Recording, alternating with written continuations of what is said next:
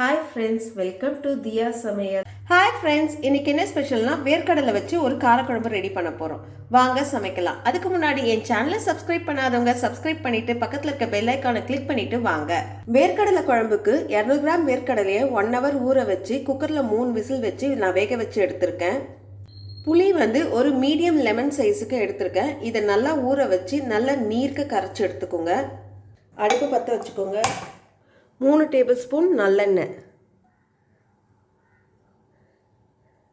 காரக்குழம்புக்கு நல்லெண்ணெய் சேர்த்துக்கோங்க, ரொம்ப நல்லா இருக்கும். 1/4 ஸ்பூன் கடுகு, 1/4 ஸ்பூன் சீரகம், கொஞ்சம் வெந்தயம். வெந்தயம் கம்மியாக சேர்த்துக்கோங்க, இல்லைன்னா கசப்பு தட்டிடும். கடுகு வெடிக்க ஆரம்பிச்சிருச்சு. 15 பூண்டு இடித்து வச்சுருக்கேன், அதை இதில் ஆட் பண்ணிக்கலாம்.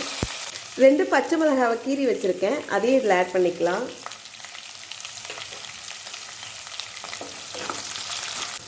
பூண்டு நல்லா வதங்கிடுச்சு.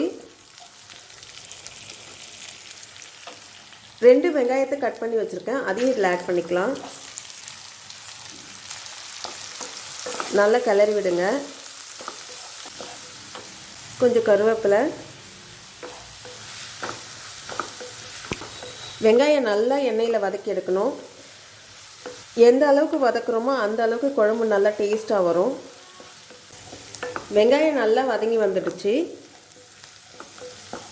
இப்போது 2 தக்காளியை இதில் ஆட் பண்ணிக்கலாம். கொஞ்சம் உப்பு, தக்காளி வேகிறதுக்கு நம்ம உப்பு ஆட் பண்ணிக்கலாம். நல்லா கலந்து விட்டு மூடி போட்டு ஒரு 2லேருந்து 3 நிமிஷம் வேக வைப்போம். மூடியை ஓப்பன் பண்ணி பார்ப்போம். நல்லா எண்ணெயில் நல்லா வதங்கி வந்திருக்கு. நல்லா கிளறி விடுங்க.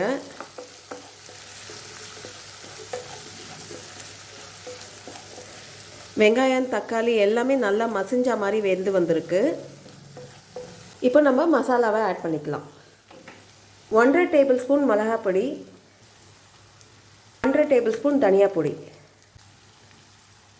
1 ஸ்பூன் சாம்பார் பொடி வாசனைக்காக சேர்த்துக்கலாம். 1/4 ஸ்பூன் மஞ்சள் பொடி, தேவையான அளவு கல் உப்பு. நம்ம குழம்புன்றனால கல் உப்பு ஈஸியாக கரைஞ்சிரும், நம்ம கல் உப்பே சேர்த்துக்கலாம்.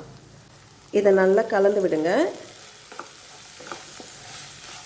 அந்த எண்ணெயிலேயே அது 2 நிமிஷம் நல்லா கிளறி விடுங்க.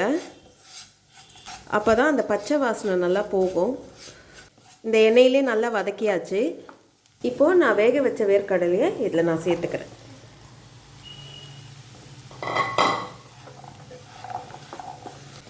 நல்லா கலந்து விடுங்க. நல்லா கலந்து விட்டு இப்போது புளி தண்ணி இதில் ஆட் பண்ணிக்கலாம். பாருங்கள் எவ்வளோ நீர்க்க கரைச்சி வச்சுருக்கேன் பாருங்கள், அந்த மாதிரி கரைச்சிக்கோங்க. ஏன்னா நம்ம எந்த தண்ணியும் ஆட் பண்ண போகிறது இல்லை, இந்த புளி தண்ணியிலேயே தான் இது நல்லா வேக போகுது. நல்லா மிக்ஸ் பண்ணி விட்டாச்சு. இப்போ ஒரு கொதி வரட்டும்.